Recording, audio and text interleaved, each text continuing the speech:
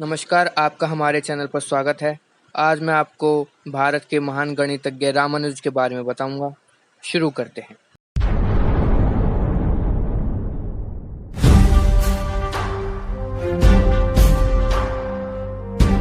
रामानुजन का जन्म 22 दिसंबर 1887 को भारत के दक्षिणी भूभाग में स्थित कोयम्बटूर के इरोड नामक गांव में हुआ था।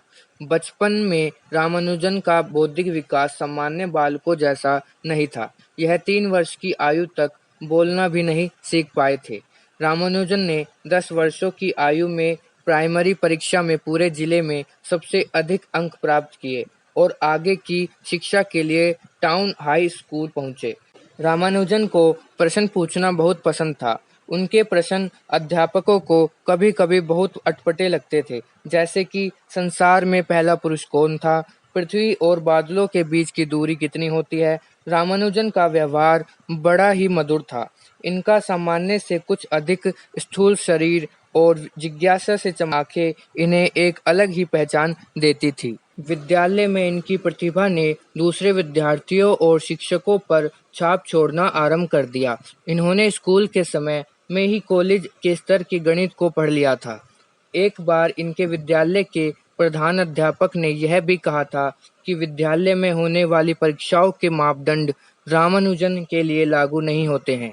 हाई स्कूल की परीक्षा उत्तीर्ण करने के बाद इन्हें गणित और अंग्रेजी में अच्छे अंक लाने के कारण सुब्रमण्यम छात्रवृत्ति मिली और आगे कॉलेज की शिक्षा के लिए प्रवेश भी मिला। आगे एक परेशानी आई। रामानुजन का गणित के प्रति प्रेम इतना बढ़ गया था कि वे दूसरे विषयों पर ध्यान नहीं देते थे। यहाँ तक कि वे इतिहास, जीव विज्ञान की कक्षाओं में भी गणित के प्रश्नों को हल किया करते थे। नतीजा यह हुआ कि 11वीं कक्षा की परीक्षा में वे गणित को छोड़कर बाकी सभी विषयों में फेल हो गए और परिणाम स्वरूप उनको छात्रवृत्ति मिलना बंद हो गया।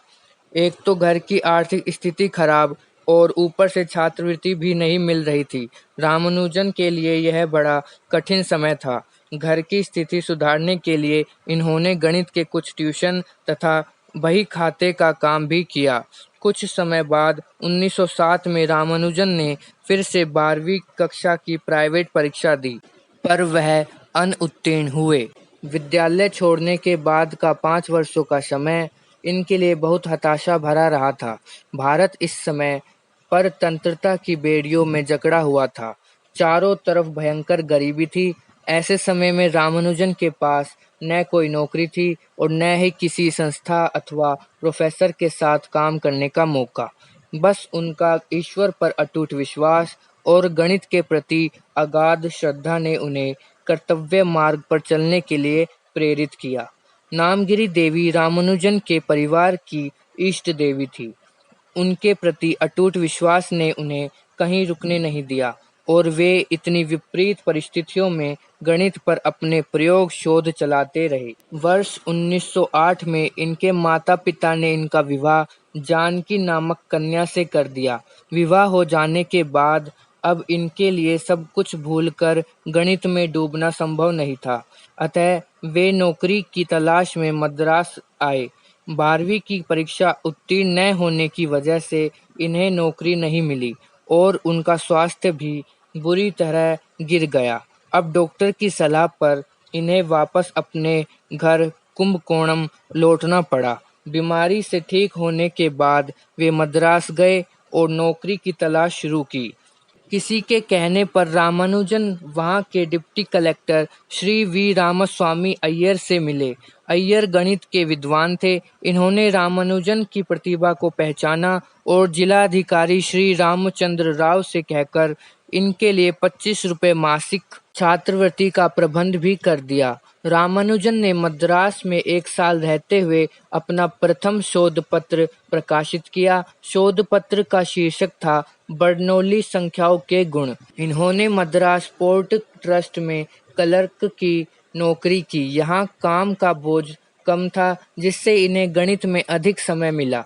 रामानुजन के पुराने शुभचिंतकों ने रामानुजन के द्वारा किए गए कार्यों को लंदन के प्रसिद्ध गणितज्ञों के पास भेजा।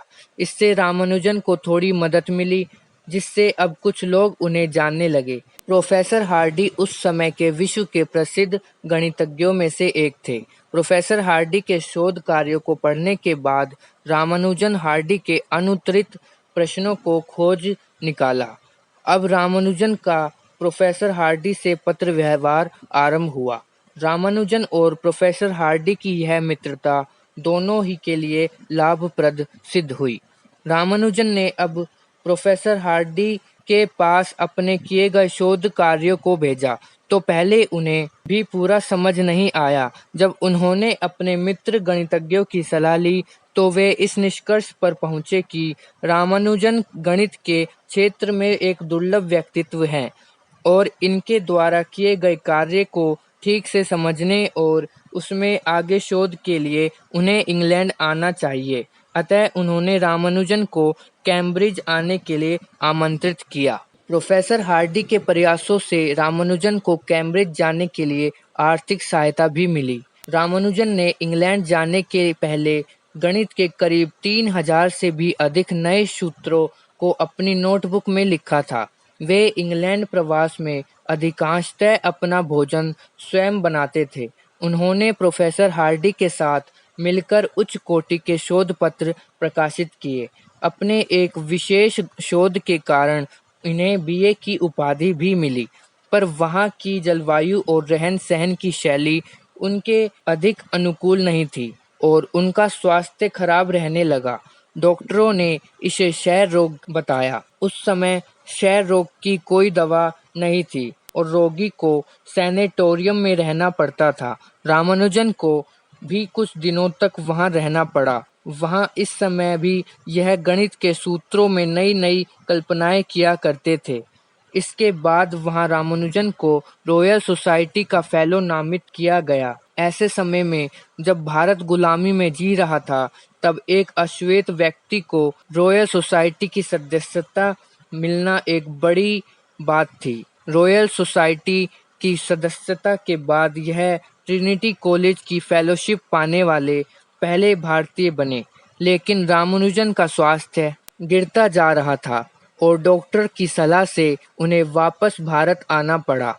भारत आने पर इन्हें मद्रास विश्वविद्यालय में प्राध्यापक की नौकरी मिल गई। भारत लौटने पर भी स्वास्थ्य ने रामानुजन का साथ नहीं दिया। अंत में रामानुजन के विदा की घड़ी आ गई। 26 अप्रैल 1920 के प्रातःकाल वे अचेत हो गए और दोपहर होते होते रामानुजन ने प्राण त्याग दिए। धन्यवाद। अगर आपको वीडियो पसंद आई हो तो इसे लाइक करें और हमारे चैनल में इतिहास से संबंधी और भी वीडियो हैं, आप उन्हें भी जाकर देख सकते हैं। और अगर आप हमारे चैनल पर नए हैं तो हमारे चैनल को सब्सक्राइब जरूर कीजिए। धन्यवाद। जय श्री राम, जय माँ भारती।